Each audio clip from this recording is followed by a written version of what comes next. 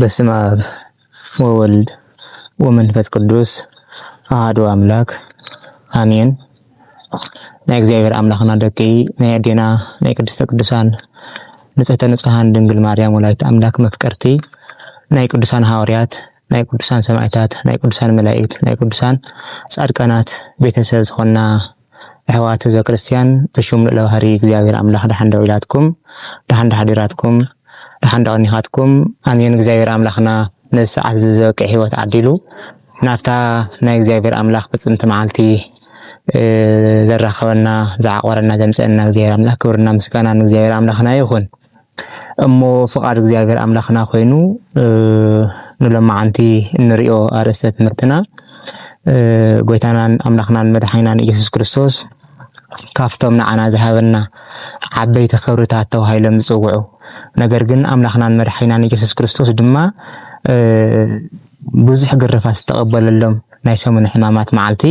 በብመዓልቱ ንሪእየሉ ኢና ናይ ሰኒ መዓልቲ ናይ ሰሉስ ናይ ረቡዕ ናይ ሓሙስ ናይ ዓርቢ ኢልና ናይ ሕማማት መዓልቲ ክንርኢ ኢና። ሎማዓንቲ ንሕዚ ግን ናይ ሰኒ ኢልና ክንጅምር እግዚአብሔር አምላክና ንክንመሃር ቅዱስ ፍቃድ ይኹናልና። ሰኒ መዓልቲ አምላክናን መድሓኒናን ኢየሱስ ክርስቶስ ነናይ ባዕሉ ዝኾነ ኣብቲ ሰሙን ሕማማት ነናይ ባዕሉ ዝኾነ ታሪክ ዝተፈጸመሉ ነናይ ባዕሉ ዝኾነ ምስጢር ድማ ዘለዎ እዩ እቲ መዓልቲ እዚ። ካብ ሆሳዕና መዓልቲ ካብ ሰንበት መዓልቲ ጀሚርና ኢና ነቲ መዓልቲ ዝነኽብሮ። ሆሳዕና መዓልቲ አምላክናን መድሓኒናን ኢየሱስ ክርስቶስ ናብ ኣብ ቢታንያ ዝበሃል ዓዲ ጎይታና አምላክና መድሓኒና ኢየሱስ ክርስቶስ አምላክነቱ ዝመስከረሉ አምላክ ወደ አምላክ ምዃኑ ዝመስከረሉ እቲ ብስም እግዚአብሔር አምላክ ዝመጽእ ብሩኽ እዩ ሆሳዕና በአርያም እንዳተባሃለ ዝተመስገነሉ እግዚአብሔር አምላክ ነገር ግን ብዕለተ ሰንበት ንጉስ ኢኻ ክቡር ኢኻ አምላክ ኢኻ ፈጣሪ ኢኻ ተባሂሉ ዝተመስገነሉ እግዚአብሔር ብዕለተ ሰኒ ግን ነቲ ኣብ ኢየሩሳሌምን ከባቢኣን ኣብ እስራኤልን ከባቢኣን ነጊሱ ገኒኑ ዘሎ ኢየሱስ ክርስቶስ ዝበሃል ወልደ ማርያም ከመይ ጌርና ክነጥፎ ኢሎም አይሁዳውያን ኣብ ልዕሊ ኢየሱስ ክርስቶስ ብመንቀኝነት ዝተለዓልሉ እንሪእየሉ ታሪክ እዩ ማለት እዩ። በዕለተ ሰኒ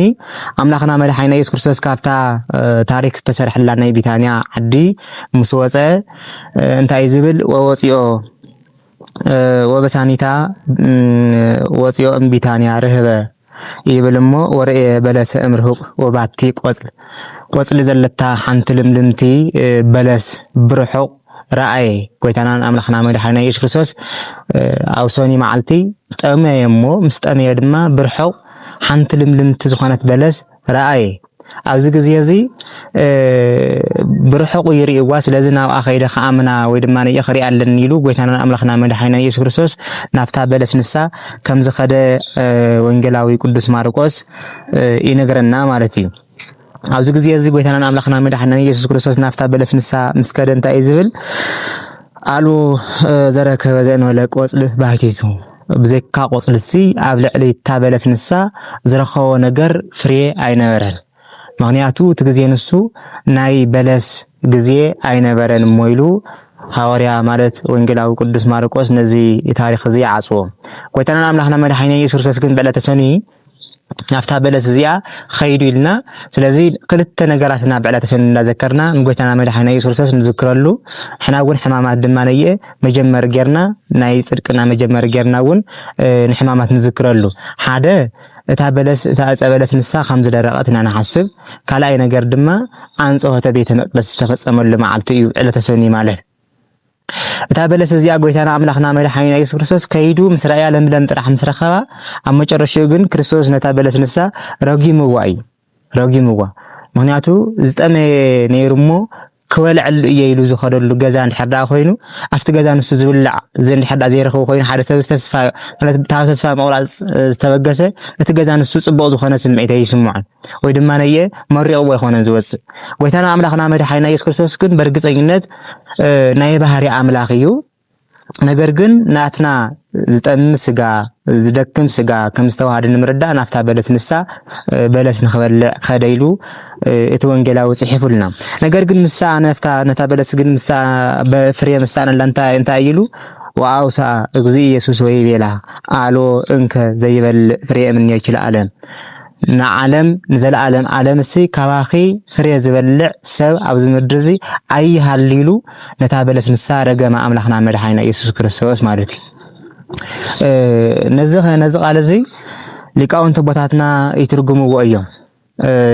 በለስ ማለት ብቁሙ በለስ ከም ዘይኮነ ግን ሊቃውንቲ ቦታትና ይነግሩና በለስ ማለት ቤተ እስራኤል ከም ዝኾነት ይነግሩና ኣብ ቤተ እስራኤል እግዚአብሔር አምላክ ዝሃቦም ሕጊ እግዚአብሔር አምላክ ዝሃቦም ቃል ንሕሊና ንትግብና ባህልቲ ናይ ኢየሱስ ክርስቶስ ማለት ናይ እግዚአብሔር አምላክ ሕጊ ተቀቢሎም ብሙሴ አቢሎም ሕጊ ተቀቢሎም ይነብሩ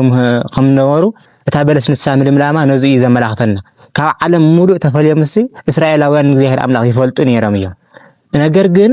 እስራኤላውያን እግዚአብሔር አምላክ ይፈልጡ እዮም ኢሉ ድማ ጎይታና አምላክና መድሓኒና ኢየሱስ ክርስቶስ ልደቱ ኣብ ምድረ እስራኤል ይገይሩ ማለት ስለዚህ ናፍታ ናይ ሃይማኖት ዓደት ትባል ኢየሩሳሌም ምስ መጻ ጎይታና አምላክና መድሓኒና ኢየሱስ ክርስቶስ ግን ፍሬ ሲኢንላ ነታ በለስ ፍሬ ዝባል ዘለ ድማ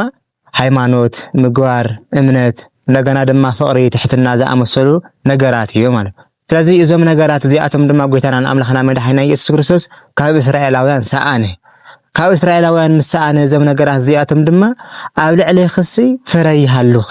ኢሉ ድማ እንደገና ንእስራኤል ግን እግዚአብሔር አምላክና ረጊምዋ እዩ እዚ ማለት ሊቃውንቲ ኣቦታትና ነገርና ከለው እስራኤላውያን ጲላጦስ ነቶም ካህናት ነቶም ሊቃነ ካህናት ናይ አይሁድና ነቶም ናይ እስራኤላውያን ኣብ ልዕሊ ክርስቶስ ተላዕሉ ህዝብ ብምልኦም ነዚ ሰብ እዚ ንጹህ እዩ ከመጌትኩም ክትቆትልዎ ትደልየለኹም ኢሉ ንክርስቶስ ክከራኸረለው ዝመከረ ግዜ ኃጢአት ማለት መርገም ናይዚ ንጹህ ደምሲ ኣዋናን ኣብ ደቅናን ይኹን ኢሎም እዞም ካህናትና እዞም ሰባዚኣቶም ምሒሎም ጥሒሎም እዮም ማለት ስለዚህ ልክዕ ከም ዝረገማ ድማ ብ70 ዓመተ ምህረት ጥጦስ ዝበሃል ናይ ሮም ጀነራል ተላዒሉ ንእስራኤል ሙሉእ ብሙሉእ ህዝቦም የለ ዓዶም የለ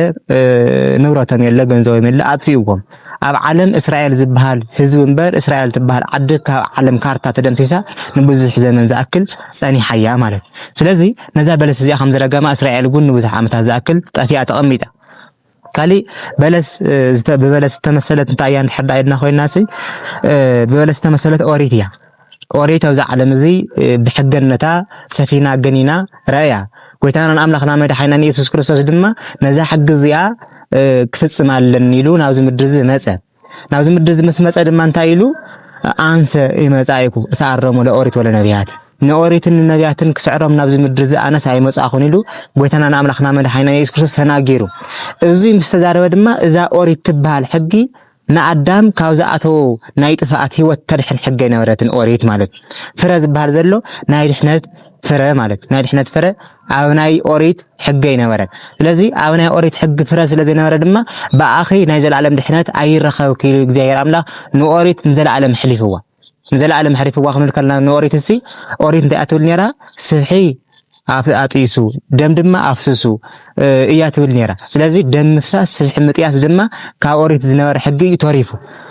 ከክንዲ ስብሒ ምጥያስና ከክንዲ ደም ምፍሳስ ናይ ጎይታና አምላክና መድሓኒና ኢየሱስ ክርስቶስ ኣመናዊ ዝኾነ ደምን ኣመናዊ ዝኾነ ስጋን ዘለዓለማዊ ዝኾነ ህይወት ዝዕድል መስዋዕት ድማ ክርስቶስ ንዓና ንደቂ ሰባት ዓዲልና ኣብ ክልተ ነገራት ፈጺሙ ጎይታና መድሓኒና ኢየሱስ ክርስቶስ ኣብ ሲኦል ንዝነበሩ ነፍሳት ብነፍሲ ኸይዱ ካብ ሲኦል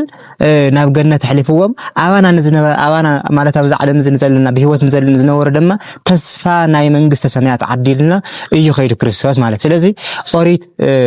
ቦዝ መንገዲ ከም ዝሓለፈት ንምርዳእ ታበለስ ንሳ ደሪቓ ካሊ በለስ ትበሃል ዘላ ኃጢአት እያ በለስ ልክዕቲ በለስ እዚ ኣብ ዓድና ዘሎ በለስ ይኮነን ከም ኣብ ዓድና ዝመስል ዘሎ በለስ ንሱ ይኮነ ኣብ ዓድና ዘሎ ዕሾኽ ዘለዎ እንደገና ሓፀርቲ እዚ በለስ እዚ ግን ኣምላኽና መድሓኒና ኢየሱስ ክርስቶስ ዝረገመ በለስ ግን ናይ እስራኤል በለስ እዩ እዚ በለስ እዚ ቆጽሉ ገፊሕ እዩ ቁመቱ እውን ነዊሕ እዩ ስለዚህ ካብ ዓድና ዝተፈለ ካብቲ ናይ ዓድና በለስ ተፈለየ በለስ ከም ዝኾነ ኢና ንርዳእ ስለዚህ ቆጽሉ ገፊሕ ከም ዝኾነ ወይ ድማ ሰፊሕ ከም ዝኾነ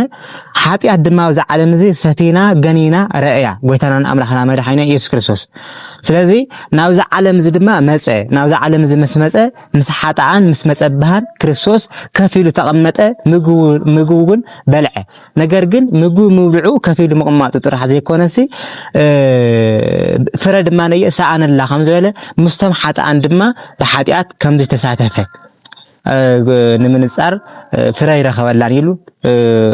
ወንጌላዊ ቅዱስ ማርቆስ ተናጊርና ማለት። ስለዚ ምስቶም ሓጣን ዋላ ከፍ ይበል እምበር ጎይታና መድሓኒና ኢየሱስ ክርስቶስ ሓጢአት ኣብዚ ምድሪ እዚ ብምግባር ብምሕሳብ እንደገና ድማ ብምንጋር ሓጢአት ዘይተረኸቡ መን እንድሕዳይና ኮይናሲ ኣዴና ቅድስተ ቅዱሳን ድንግል ማርያምና ወዳ ወልደ እግዚአብሔር ኣምላኽ ኢየሱስ ክርስቶስ ጥራሕ እየ ማለት። ስለዚ ሓጢአት ከም ዝተረኸቡ ኣፉ ንምንጋር ድማ ፍረ ኣይተረኸባን ኢሉ እቲ ወንጌላዊ ነጊርና። ስለዚ እዚ መዓልቲ እዚ ቦዚና ንሕልፎ ምናልባት ግን ህይወትና እንድሕዳሪና ይኮይናሲ ኣብዚ መዓልቲ እዚ ክንሓስቦ ዝግባአና እንታይ እንድሕዳሪና ኮይናሲ ጎይታና ኣምላኽና መድሓኒና ኢየሱስ ክርስቶስ ሃይማኖት ኣለዎም እምነት ኣለዎም ኢሉ ብርሑቕ ዝረኣየና ንዓና ኹታና ተኸዲና እንደገና ድማ ምልኩዓት መስልና ናብ ቤተ እግዚአብሔር ኣምላኽ ክንመጽእ ከለና ነገር ግን ከምቲ ብርሑቕ ንረኣዮ ዘይኮና ክንጸንሕ ከለና እዩ እቲ ናይቲ በለስ ምሳሌ ከምቲ ርሑቕ ንረኣዮ ኮና ንሕና ውሽጥና ልብናሲ ናይ ቂም በቀል ናይ ጥንቁልና መንፈስ ዘለዎ ናይ ዝሙት መንፈስ ዘለዎ ኮይኑ ድማ እንደገና ይርከብ። ኣብዚ ግዜ እዚ ንእግዚአብሔር ኣምላኽ ንሕዝነ ኢና ማለት። ስለዚ ፍረ ዘለና ሰባት ኮይና ብደገ መልክዕ ጥራሕ ዘይኮነ ናይ ሃይማኖት መልክዕ ጥራሕ ዘይኮነሲ ፍረ ምግባር ሃይማኖት ዘለና ሰባት ኮይና ክንርከብ እግዚአብሔር ኣምላኽና ቅዱስ ፈቃዱ ይኹነልና። ተኻሊእ ዝተፈጸመሉ ተኣምርታ እዩ ልሕዳ ኢልና ኮይና መዓልቲ እዚ ኣንጽሖተ ቤተ መቅደስ ዝተፈጸመሉ መዓልቲ بعد سنة قلتنا أملاكنا مدحينا يسوع كريستوس وبزح يرساليم وبقى بيت المقدس وأهذا يستجل ليس ويسايت بمكره نبي يرساليم مسمى حق قلتنا أملاكنا مدحينا يسوع كريستوس نبي يرسال نفت بيت المقدس أتوه نفت بيت المقدس مسأتوه نفتنا يرساليم بيت المقدس مسأتوه جن إتي بوتانسو ناي سرقتن እንደገና ደማነየ ናይ ሸፋትን ማዕዲ ሰፈር መንደር ኮይኑ ረኸው ኣብዚ ግዜ እዚ ጎይታና ኣምላኽና መድሓኒና ኢየሱስ ክርስቶስ ምኩራቢልና ከምዘኽበርናዮ ብጭጉራፍ ገይሩ ነተመኡ ዝነበሩ ነጋዴታትን ነተመኡ ዝነበሩ ዓደግትን ኩሎም ወቂዑ ኣሳደዶም ማለት እዚ ብዕለተ ሰኒ ንሓስቦ ነገር እንታይ እዩ ጎይታና ኣምላኽና መድሓኒና ኢየሱስ ክርስቶስ ነዚ ነገር እዚ ኣብ ዕለተ ሰኒ ንሓስቦ ንምንታይ እዩ ቤተ መቅደስ ዝበሃል ዘሎ ናትና ናይ ደቂ ሰባት ልቦና እዩ ናይ ደቂ ሰባት ህይወት ናይ ኣዳም ህይወት እዩ ጭጉራፍ ዝበሃል ዘሎ ስልጣን ናይ እግዚአብሔር ኣምላኽ እዩ እንደገና ድማ ጎይታና ኣምላኽና መድሓኒና ኢየሱስ ክርስቶስ ናብዚ ምድሪ ዝመስመፀ ደቂ ሰባት ናይ ኣጋንንት ሰፈር ኮይኑ ረኸቡ ናይ ደቂ ሰባት ልቢ እዞም ሸፋትና እዞም ሰራቅቲ ዝበሃል ዘሎ ኣጋንንት እዮም ሰራቅቲ ኢሉ ኣብዚ ቦታ ዝጠቂስዎም ኣሎ ዲያብሎስ ብሰራቅ ይምሰል ሰራቅ ማለት ሓደ ናይቲ በዓልዋና